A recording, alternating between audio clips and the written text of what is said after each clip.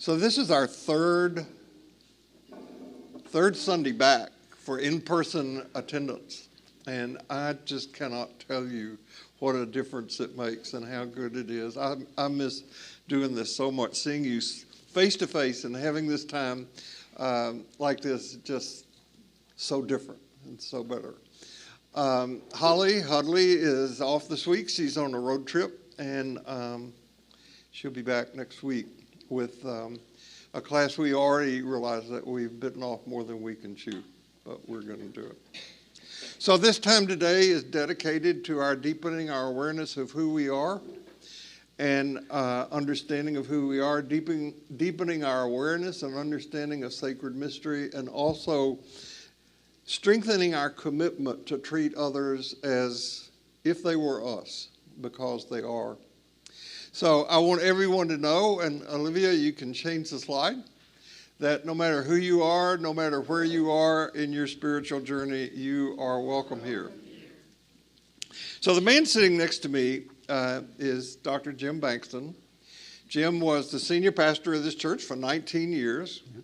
He's now pastor emeritus of this church. First time I think we've ever had that. Yeah, I think so. So on March the 7th, 1996, I quit teaching a class that I was teaching here called Mind and Spirit, and took a 4-year leave of absence where I got some training in Jungian analysis and did some in-depth work. And in that process, I continued to come to St. Paul's. Sherry was in the choir, and during that time, I deepened my discernment that my calling was to be a teacher. And Jim and I talked about that a lot, and I said that was what I wanted to do, and Jim said, I want you to come back and teach a class here. Yeah. And I said, I'm not going to come unless you pay me. And Jim said, I can't do that unless you become a Methodist, which I thought would be easy to do. I switched my credentials from Southern Baptist to American Baptist on a handshake. Yeah. I mean, I sent them my credentials, and they said somebody down interviewed me, but we're a little more discerning. We take a little more care. I would say you're a little more OCD, but a little bit of that too. So I had to go back to seminary. I remember when we had lunch with Bishop Hearn at a restaurant on Montrose, and that was a moment of incredible entanglement. Even found out that he and I were at Harvard at the same time. And I remember all the signs said, I want you to accept my ordination, and he said, I will, but I can't appoint you as an elder because you haven't had Methodist history, doctrine, and policy. Yep. I might have to appoint you somewhere. And I thought, oh, Lord, I'm going to go to Vider for sure. And then this guy said, well, Bishop, I wouldn't mind having him appointed to St. Paul. And I realized then that they had cooked this up a long time ago. So, Jim, I want to read you something. At any rate, Jim is responsible for my being here. And I was looking back through some stuff the other day, and I found a pastoral prayer that I wrote. I will read part of it. I gave it on June 13th, 2013. That was your last Sunday here as senior pastor. And I said, we're grateful for Jim's ministry among us, his years of hard work, his unwavering integrity, his ability to stand alongside us during times of deep loss and profound joy, his love of Jesus and faithfulness to his teachings. Thank you. So, thank you. Now, I've got some trick questions for you before we're done. He's got a stand full of notes, and I don't have anything over here, so I do not know what's coming. Well, I gave you a little idea. One question you told me, and you may not get to that one. So I got a couple I don't want to know, but I would tell you that the thing that is uppermost on everybody's mind right now is what in the world is going to happen to the Methodist Church? I mean, we have, for those of you who are not aware, the Methodist Church has this document called the Book of Discipline. And in the Book of Discipline, there is a clause that says that we do not believe that the practice of homosexuality is compatible with Christian teaching. There's been a move for years to get that removed from the Book of Discipline. And now it looks like we're going to have a fight over it. That is correct. First of all, let me say, delighted to be here today. And it was a great day's work when I had lunch with Bishop Hearn and Bill, and we welcomed him back to St. Paul's, appointed as a kind of a local pastor, I think, in the beginning, and eventually had your credentials accepted, and you are now an elder in the United Methodist Church and been holding forth ever since. This is one of the great things about the church is this class.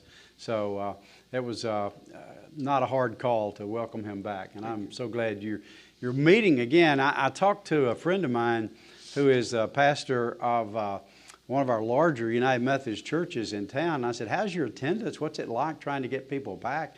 And he said, we're about 30% of what we were before the pandemic hit. And that's one of our large, very active churches. So it's just going to take a while for Sunday school classes, for churches in general. It'll take at least September, maybe Christmas.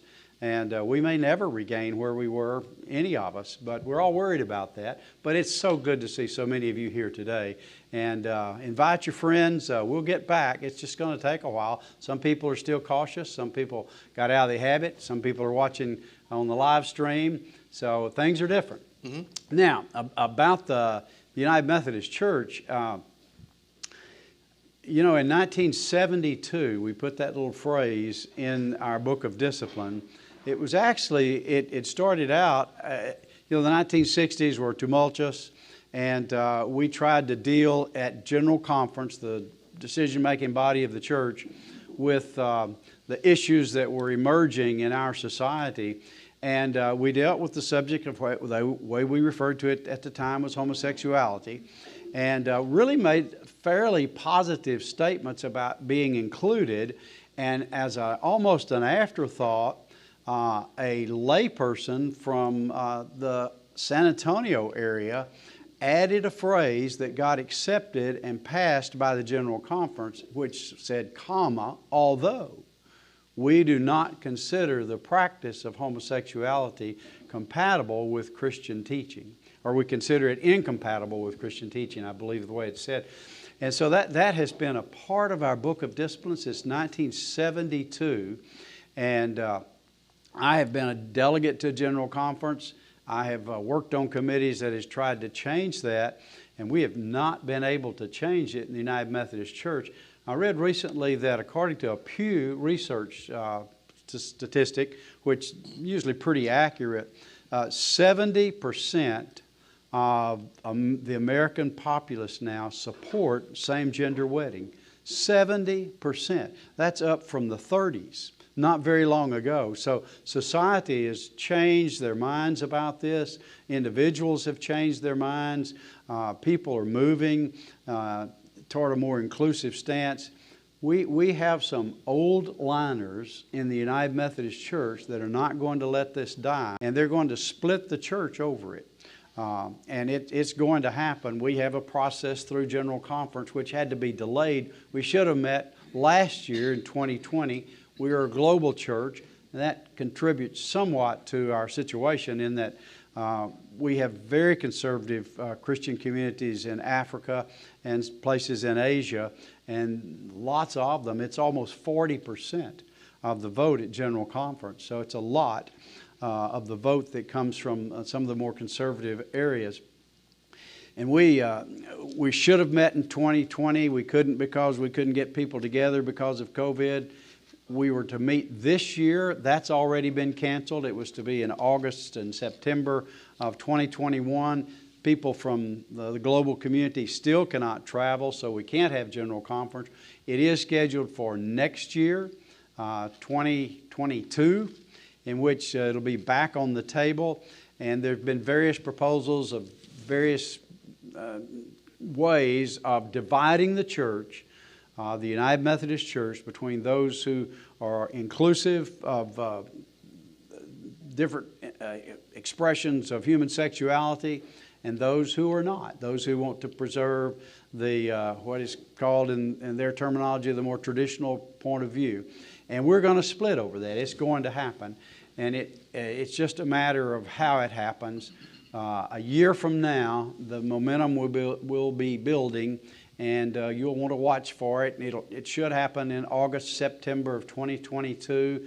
What comes out of General Conference will determine what happens in local churches. In this, every church, there already is a name for the new expression. It's called the Global Methodist Church. The GMCs will be the more conservative wing of the church, and the United Methodist Church will stay, and then those that are left will change the book of discipline. But a lot will exit, especially in Texas, and especially in this part of Texas, unbelievably so, but it's going to happen. So what will happen to this church? Well, I think this church has a long history of welcome and hospitality and openness toward... Thanks to you. Well, and others. There have been a lot of encouragement through the years, and I have no doubt that if it comes to a vote, which it may have to, every local church may have to vote. You may have to vote. If our conference joins as a whole to the new denomination of the Global Methodist Church, which is the more conservative wing, then those that don't want to be a part of that will have to vote to opt out and remain a part of the United Methodist Church. And I have no doubt that that's what will happen here at St. Paul's. Jeff McDonald will support that, and the membership will. It won't be 100%, but probably close. So I remember after that general conference, which was a debacle about what could happen and so much turmoil, there was a full-page ad that was taken out in the Houston Chronicle where 1,000 local United Methodist clergy and lay people signed a petition saying that we did not support what went on at General Conference. Right. And over 200 of those signatures were from St. Paul's. Yes, that's right. And, at that General Conference, which was a special conference in 2019, we had the option at that time to vote in a big tent, which would have included everyone and simply allowed people to disagree. And if your church did not want to receive a fully ordained gay pastor, you wouldn't have to.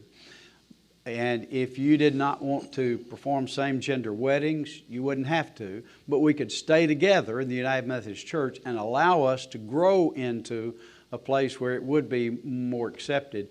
That did not pass by a few votes, by like 56 votes out of 900 and something votes. And so what passed was, a doubling down on what was already there, and that's gotten us to where we are now, moving toward a full-blown schism. It's happened before in churches, and it's happened before in the Methodist Church. We split over slavery, and it took us 100 years to get back together. But this church, when the vote comes, show up and vote. Be there, be represented, and bring all your friends. But it will be a strong vote. This church will remain United Methodist, and then we'll have some work to do as whatever's left of the United Methodist Church begins to rebuild a new identity. The irony of it is the new church that is more conservative is primarily located in the southern states, old white guys voting with Africans to separate the church. It's a strange thing, and that's where we find ourselves. Well, now when I did have to take Methodist history, doctrine, and policy, which I kind of still resent, but supposed to know a little something about the church. One of the things that John Wesley did that was kind of genius was had this thing where this church, the property of this church, doesn't belong to St. Paul's. It belongs to the Texas Annual Conference. It's even larger than that. It belongs to the United Methodist Church. Yeah, there is a trust clause that we hold, and the Episcopal Church is like that. We hold the property in trust on behalf of the United Methodist Church. But they'll have to change that at General Conference to allow people to exit. And it's already a possible, Bearing Church left just a couple of weeks ago to join the United Church of Christ, took their property with them. So it's possible to do that. My reading of the discipline is an entire annual conference cannot leave unless the General Conference makes that possible. Our bishop disagrees with that. He thinks the annual conference can leave the way it is now. I don't think he'll take a vote, though, until after General Conference. Yeah. So you're hopeful? Yeah, of sorts, yeah, you know. So, Jim, in your ministry, and I tease about going to seminary, going back to seminary. Actually, it was interesting, and I met George Atkinson. I met, a lot of really great people in that process. I was just with a lot of younger people who were going through seminary, and when I said some things when we would go to Lakeview and have meetings with the Board of Ordained Ministry, and I would say things, a lot of the candidates for ministry would distance themselves from me because they didn't want to associate with this heretic who was saying things about the Methodist Church. But you went to seminary. What was the big thing that seminary did not prepare you for as far as ministry is concerned? Well, I loved my seminary experience. I went to Perkins at SMU, and I like to say I was a pretty raw recruit. I had a lot to learn. I had grew up in a small town. My father had a fourth grade education and was a used car salesman. In his later life, during my life, before he died, while I was in college, he had his own little dealership in that little town. So, there was a lot I didn't know, and I'm eternally grateful. I'm still on the executive board at Perkins School of Theology. Wow. So I really treasure my seminary experience. They taught me to think deeply about matters of faith, to face the questions that were emerging in society. I went there in 1970, so all of the things emerging from the 60s and throughout the 70s, we tried to understand in perspective of a deeper understanding of our faith. So I really treasure my seminary experience. I would say probably what they maybe didn't, they can't teach you everything. There's a lot of things they can't teach you. But I think it was how messy life is, Just life is hard. People do terrible things to other people. People have awful things happen to them. People make bad decisions. And life gets extremely messy. And trying to sort out where the grace, faith, hope, and love is, and grace in those circumstances is always a challenge.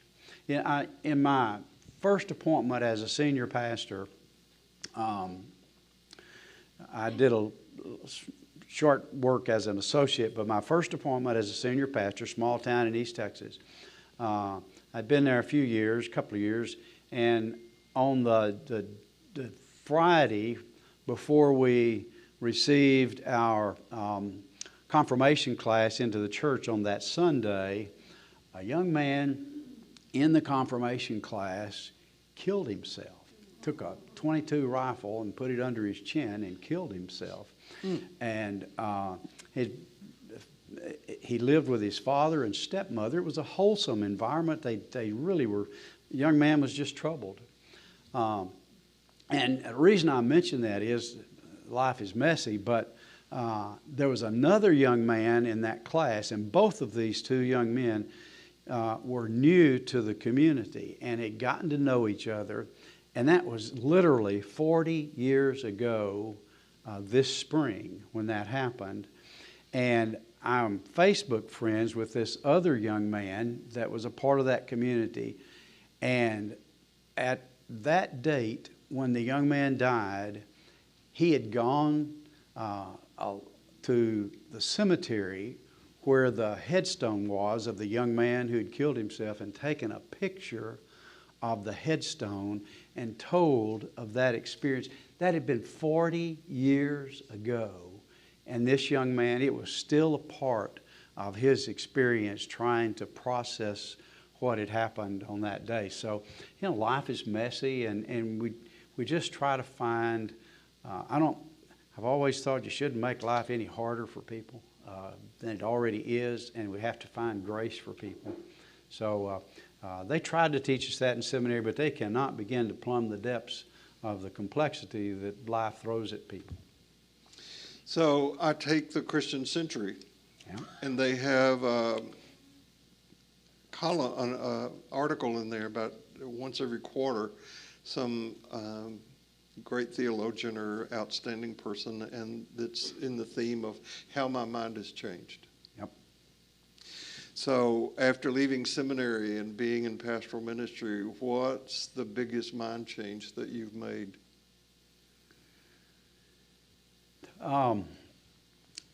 You know, I just share the first thing that comes to mind. I guess that's usually what you ought to share. Not always, but usually. But you know what came to mind when you said that was I care less about doctrine.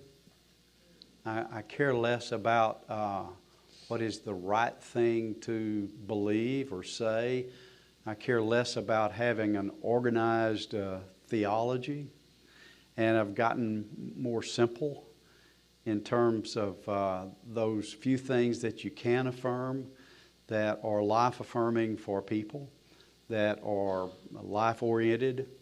And so I guess my mind has changed. I was probably a pretty good rule keeper, you know, early on. And my wife probably tell you I still am in most ways.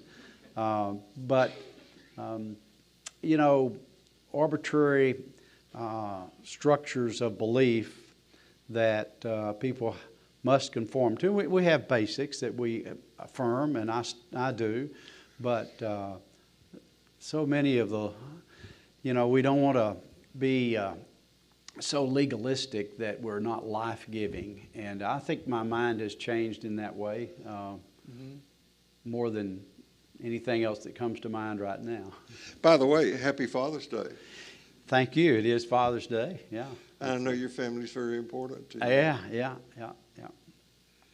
So, I have a list of other questions I want to ask, but if you have a question for Dr. Bankston, if you will raise your hand, I will hear it. I'll repeat it because we don't have a mic in the audience. Anybody have a question for him? Yes. What's going to happen to the seminary process? What's going to happen to the seminary process? You know, all of the institutions, including Methodist Hospital, Southwestern University, where you and I both went to school, other colleges and universities, any institution, Methodist Home, Methodist Mission Home, all of those things that have some affiliation. Some are owned by the church. SMU is owned by the church. Southwestern is not, but we have an affiliation with the church. All of those institutions that have an affiliation with the church will also have to make a decision. Will we continue to be affiliated with the church at all? And if so, which segment of the church will we affiliate with? And the seminaries are primarily setting themselves up to take any student from any religious background. They need students these days, frankly. And it's already pretty eclectic. There are people from other denominations that attend our seminaries. And so when the split comes, they will take people from both wings of the church and other denominations and train them to be pastoral theologians in church settings and other settings. So they will also have to affiliate with one wing or the other or make some statement, because we have 12 United Methodist seminaries right now. And they'll have to make some kind of decision about who they affiliate with. You know, it's an intellectual environment. So most of those, I can't think of a single seminary that won't stay with the United Methodist Church. That's part of the United Methodist system right now. So when you say they will have to decide, that means their trustees will have to decide. Their trustees will have to decide. And that'll be true about SMU. You know, the seminary is owned by SMU, so it's a part of the SMU campus. Not all. Some of our seminaries are freestanding, and some of them are associated with universities. So could the trustees of this church make that decision for the church, or if we come to that? It'll be a larger body. It will be a church conference. When when I was teaching at Southwestern Seminary, thinking that was my future, there was talk among the Southern Baptists of a split. Yep. I mean, Southern Baptists are great at splitting. And I asked one of my colleagues on the faculty, if the denomination splits, what side are you going with? And he said, I'm going with the side that carries the retirement program. Yeah, and we've already taken care of that. When we split, you take your retirement with you. So if you go to the new denomination or stay in the old one, and that's a pretty big deal, really. So yeah, we've made that's going to happen. We're going to take care of ourselves. Anybody else? Question? Yes, way back there. I guess the times in the 70s you were referring to are the Vietnam War, the issues that were happening. Is there any redeeming? My friends and I, when I bring up questions like this, I say, Joe, if you want to curse politics, you might as well curse the winter. Is there any redeeming aspect to politics in the light of, besides it is like the wind, too? As a theologian, can you redeem politics? You understand that I'm question? going to let you rephrase it for me. You're talking about, if I heard correctly, is there a theological redemption for politics to bring politics into the church? No. No. Excise politics from the human condition. Yeah, that one may be above my pay grade. Politics is probably a necessary evil. We just need good people in politics. You have to have people that make decisions. You have to have some structure and organization. And, the system is dependent upon the people that make those decisions and run things. And we just have to be careful about the people that are representing us now.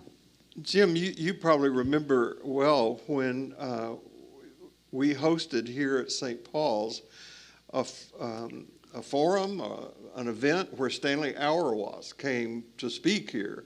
And you described him as an equal opportunity theological offender. Yeah. I mean, and I was in the Christian Century article that I was just mentioning to you about how my mind has changed. Auerwas is quoted. He has since moved to Scotland from Duke because he felt like he didn't have the freedom here to say what he wanted to say.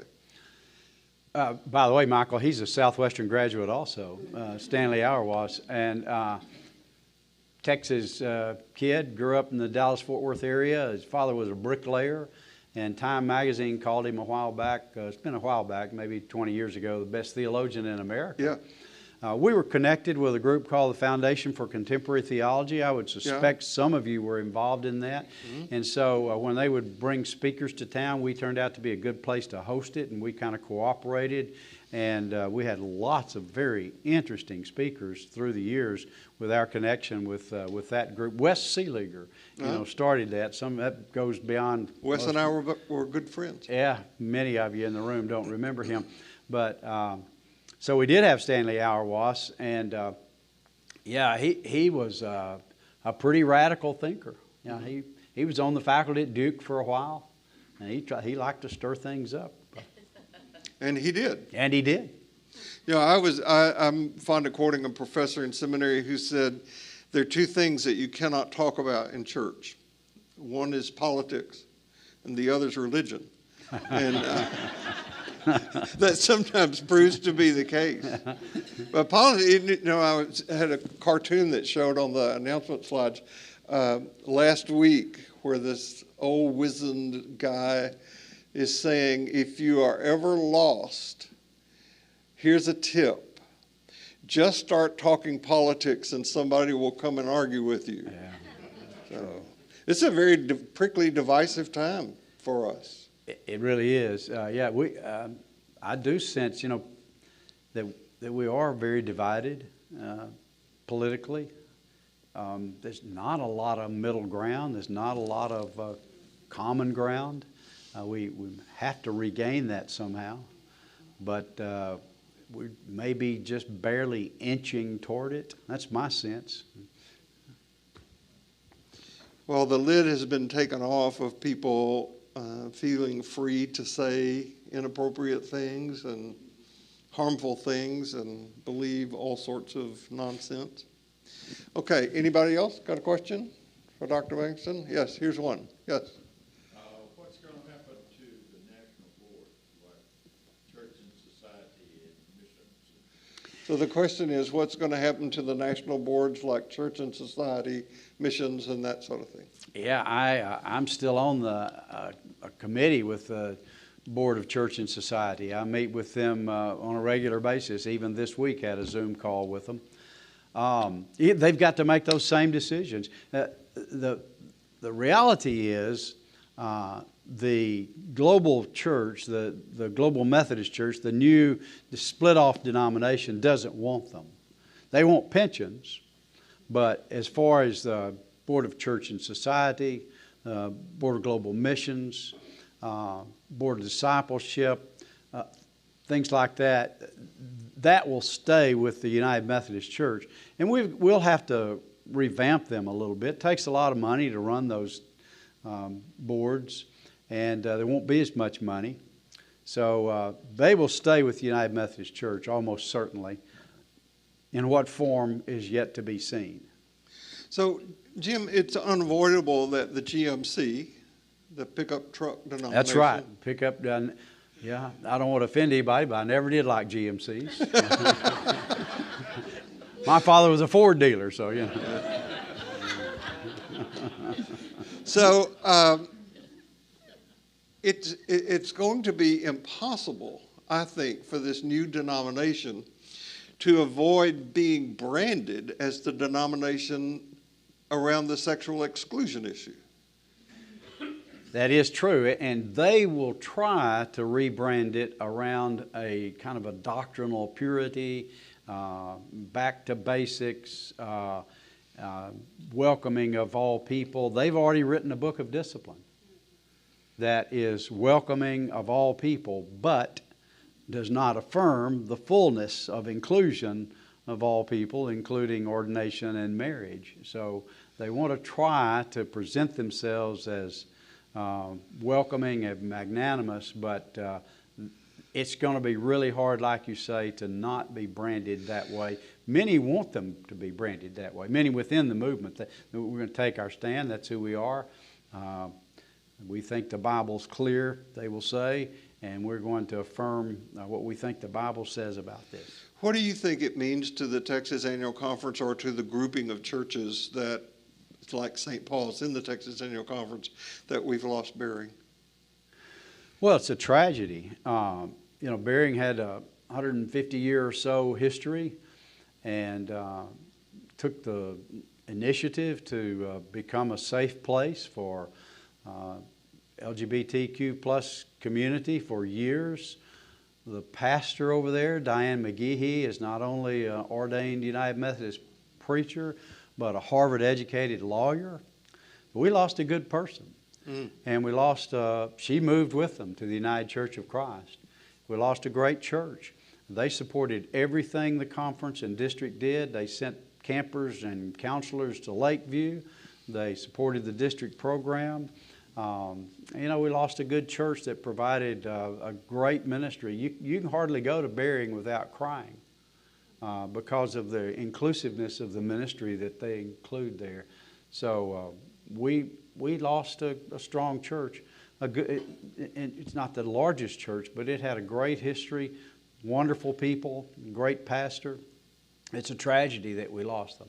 So movement that began a number of years ago in this Texas Annual Conference, I think it was started by Susan Spruce with your blessing, right, called the Breaking the Silence movement. Right. And didn't that develop into the Reconciling Congregation movement? It did. I came to St. Paul's in 1995, and in 1996, Susan Spruce, a member of our congregation, anybody remember her at all? Yeah. I know Terry and Linda would, and others, came to me and said, you know, we've got to do something. We must provide an opportunity for people to come together who are supportive of the LGBT community. And what can we do? And it was her idea. She said, let's have an event at annual conference. It's interesting, we're having next Sunday a pride picnic after church. I think we're going to move it inside because of the weather. But they had asked some of us to come up with trivia questions to be read. And one of them is going to be who started the movement that became Breaking the Silence and Reconciling Ministries and so forth. So you'll have a hint if any of you attend on who that was.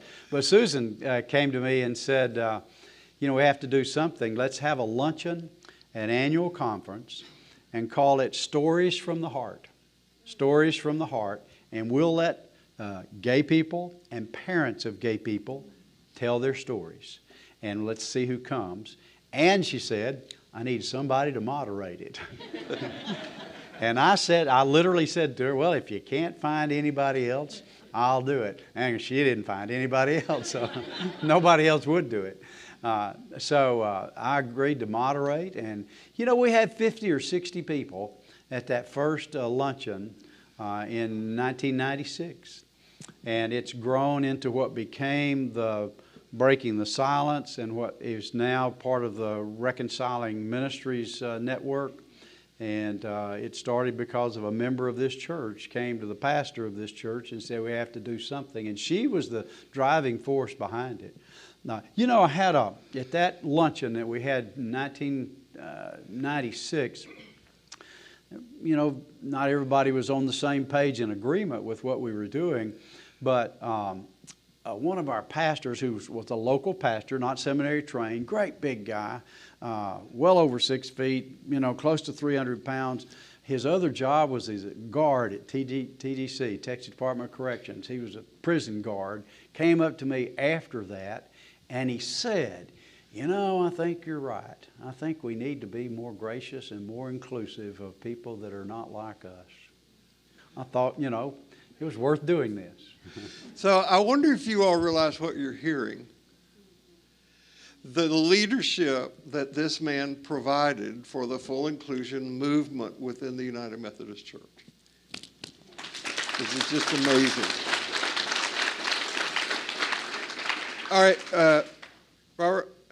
After the split should happen, do you think we will be able to bring Barry back into the fold, or have we lost the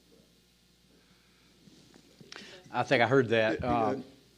Can you repeat it? Well, Barry, if we split, is there a possibility that Baring would come back to be a part of the United Methodist Church? I doubt it. It would be possible, but you know, if they could have just hung in there a little bit longer. The backstory is, you know, they have been foregoing doing weddings for years because they couldn't do them in their church. Their pastor couldn't do them. They would have had their credentials stripped from them. If you would have been brought to a trial and put on trial in a church trial for performing a same-gender wedding, whether it was in the church or somewhere else. So I've attended weddings that are members of that church, but they weren't at the church. They were at other places. And so they had several couples at the present time that wanted to be married by their pastor in Baring Church. And their pastor couldn't do it unless she risked being brought to trial and stripped of her credentials for doing it. And they didn't want that to happen, so they left. I doubt they'll come back. So will you tell the story, give us the background of the story that got a standing ovation at your retirement ceremony here. Bill Taylor told a story, and I try to repeat it. I taught the Living Faith class, or was available a couple Sundays ago or last Sunday. Bill Taylor told a story about something you did at General Conference, or tell us that story. Bill Taylor spoke here at Ordinary Life a few years ago. Bill's been a good friend of mine for years. We're still great friends. We go fly fishing together 2 or 3 times a year with Tom sometimes. And Bill had been just kind of a hard-working pastor, doing his job, didn't really think much about the issue of homosexuality. And then his oldest son revealed to them that he was gay. And it changed his life, changed the family's life. And he's a wonderful pastor now in the United Church of Christ in Naples, Florida.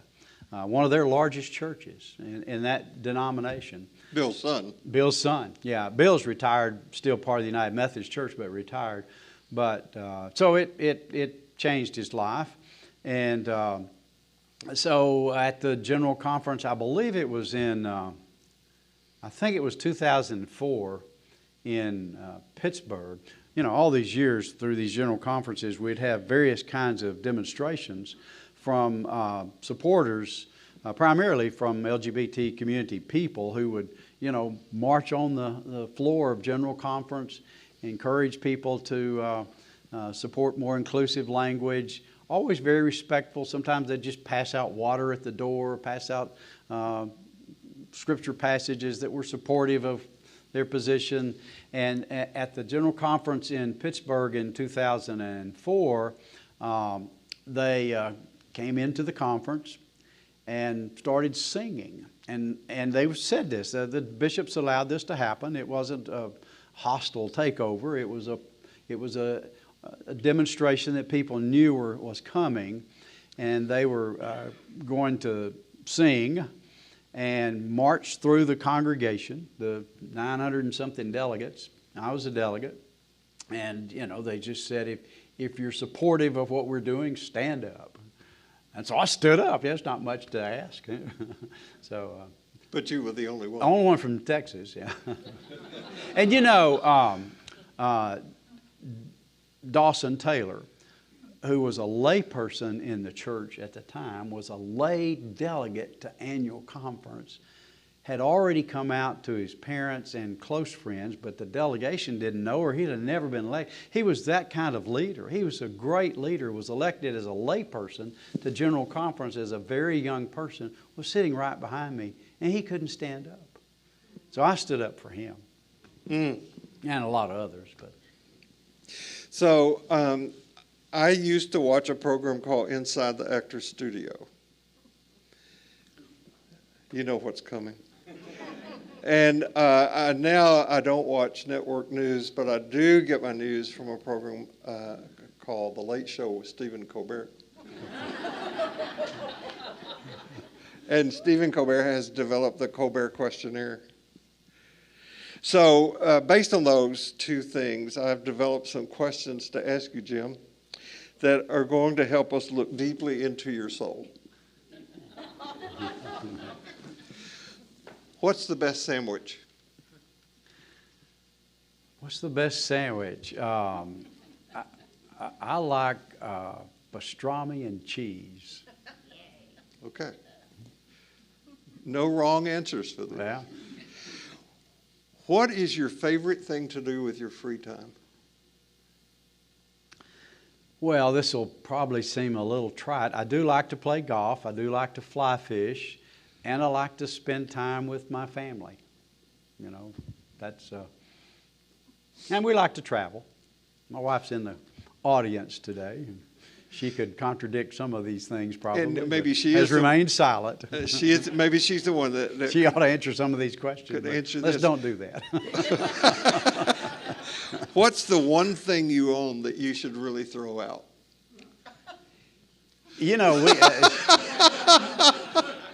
we have a kind of a catastrophic situation in that Sandy likes to buy things and I don't like to throw things away. So she could probably give you a long list of things I ought to throw away. I still have all my papers from seminary that I wrote. I know, that's awful. I ought to throw those away. I've got all my old sermons.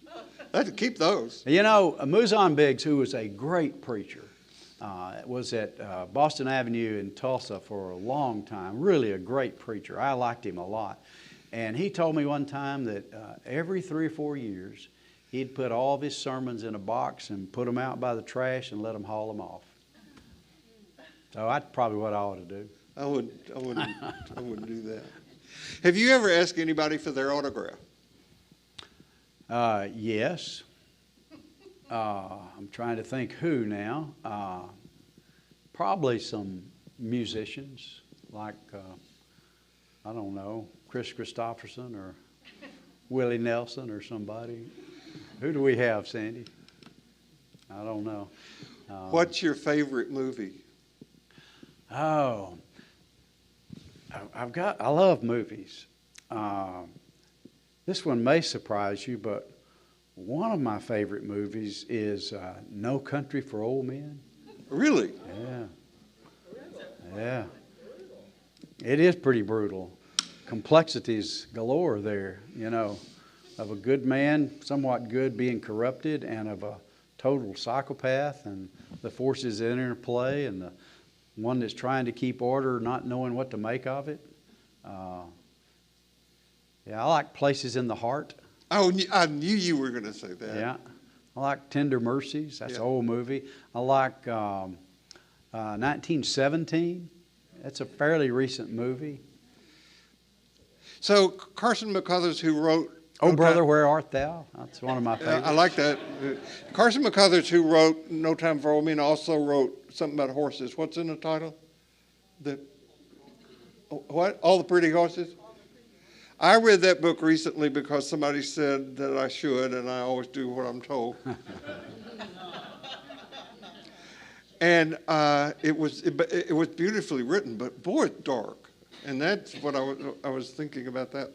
So what living person do you most admire? Well, you know, I've thought several times about who I would like to have dinner with, have an opportunity to share a meal with. And I think at the top of the list right now would be Barack Obama. And I don't mean that to be a political statement necessarily, but just he represents so much history. He's such a delightful person, a hopeful person in spite of everything, an intellectual person. He thinks deeply. He makes good decisions about difficult items. He's not perfect, but I think if I could choose somebody that's living today to have lunch with, he'd be at the top. What's your most treasured possession? Inanimate. Now, you can't say Sandy. Yeah, no, she's certainly not a possession, but...